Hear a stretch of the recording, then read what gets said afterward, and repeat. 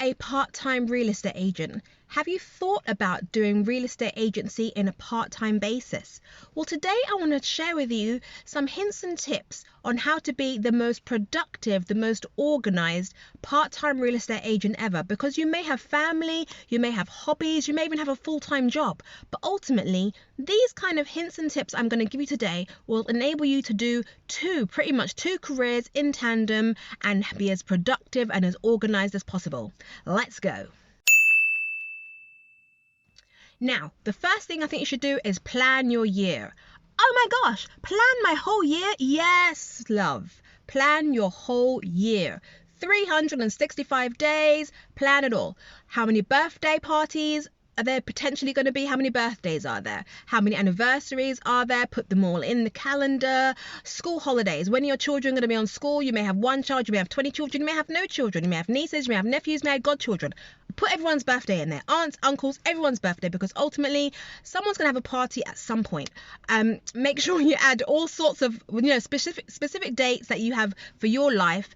Add them all into the diary, because at some point around those couple of days, if you have time, you will want to attend those birthday parties or those celebrations or the weddings or christenings or whatever else is happening in that year. So just put those all in the diary so we can see what the year is going to be like.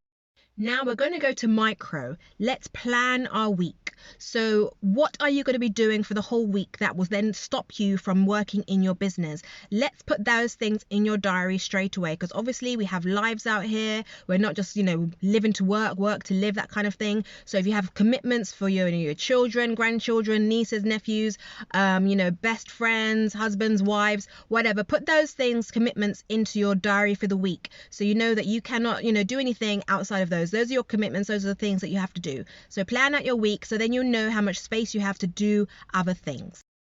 Time blocking is another tool that you need to use after you've planned your year, after you've planned your week. Now you can see how much space you have left in your diary outside of your full-time job or whatever is taking up the majority of your time. How much time do you have left to work in your business? Now I'm going to assume you're working on a full-time basis. So therefore you potentially have the morning before you go to work. Then I'm assuming you're going to have some sort of lunch break. Then I'm assuming straight after work you're going to have some more time. Now whether you travel on the train to work or you drive to work, whether you drive home from work or you pick up children, whatever the case may be, those are ultimately 3 time blocks in your day. Now within these time blocks within this period of time that you have available to work in your business, you then have to be strategic about what you put in these blocks of time. So let's take, for example, Monday, like the beginning of most people's weeks here in the UK, there's all sorts of things taking place. So if Monday, you're generally planning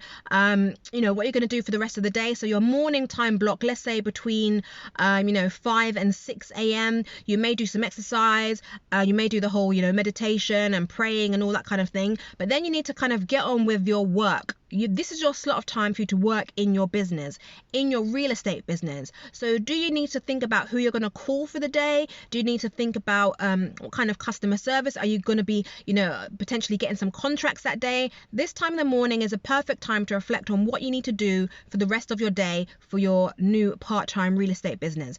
Then at your lunchtime time block, you then assess, when you can actually start doing, maybe you have an hour, maybe you have half an hour lunch. But this is, that hour of time where you then decide, every single day for your hour, what are you going to do in that time block? How are you going to use that 1 hour to be productive?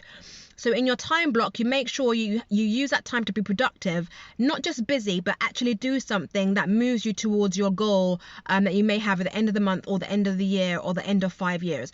Use these time blocks wisely. Preparation. Now, another thing that I think is really good thing to do is batch. By batching, I mean, you have to live, you have to eat, you have to exercise, you have to do all sorts. So with regards to batching, if you have your meal plan, you've created your meal for what you're going to eat for the rest of the week, what you do is you prep all of your meals. Ideally, for me, is on Sunday or Saturday, prep all my meals for the week. I may not necessarily, cook everything, but everything is prepared. Everything has been shopped for. I know what I'm going to be eating. If I'm going to be eating rice for the whole entire week, it's possible. I'm very boring.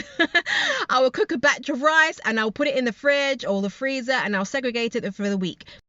If you know that you're going to be doing lots of ironing, you batch your ironing and you do all of the ironing at the same time. What I mean by batching is literally you're putting all the tasks together that is exactly the same and you do it in that period of time. Batching saves time. You can also put that in your time block so you know that this is kind of stuff that you have to do, and it also helps you in your actual business. So if you know you have to do loads of phone calls, you batch that time and you do phone calls in that time. If you're going to be door knocking, you batch that time and you go and door knock in that specific time. If you know you have specific people to follow up, you just have a specific time, block time, and you batch those activities in that specific time. This makes you more efficient, this makes you more organized, and this enables you to move so much more forward in your business than doing things here, there, and everywhere. What you need to do also is get help. Do not be afraid of getting any help in your business and in your home as needed. So for example, in your home, are you able to get, obviously dependent upon your budget, are you able to get a cleaner? Are you able to get a gardener? Are you even able to get someone to iron your clothes? Are you able to get someone to, prepare your meals for you? And I'm not necessarily talking about a chef, but you do have organizations now that, you can buy batches of meals from that, and then stops you from having to go to the supermarket and buy all the ingredients.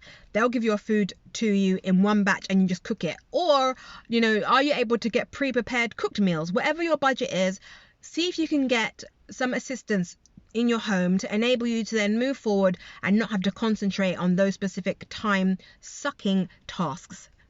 In case you're not aware, I am Tanya, a virtual assistant and online business manager. I work with property managers, estate agents, mortgage brokers, all of those professionals within the property industry. I work generally behind the scenes in their business, pushing them forward so they can concentrate on money generating tasks. If this is something you may be interested in, then please send me an email. My name is Tanya Day, email address tanya@clearviewadministration.co.uk.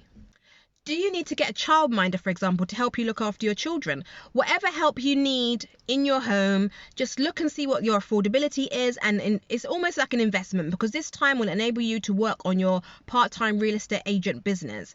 Also, in your real estate agent business, would you be wise to have maybe a virtual assistant, so someone to answer your phone calls, someone to do your outbound calls for you, someone to send out your contracts for you, someone to do your marketing for you, someone to do your leafleting for you? There's all sorts of different assistants available for you to enable you to move forward and be more productive with your time.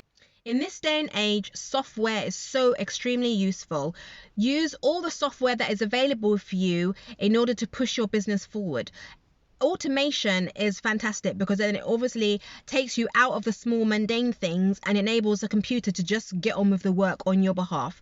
So things like an appointment scheduler, you need to book appointments with all these different people. What you can do is you can ask the person to go into a specific email you have or a specific website and book a time to speak with you.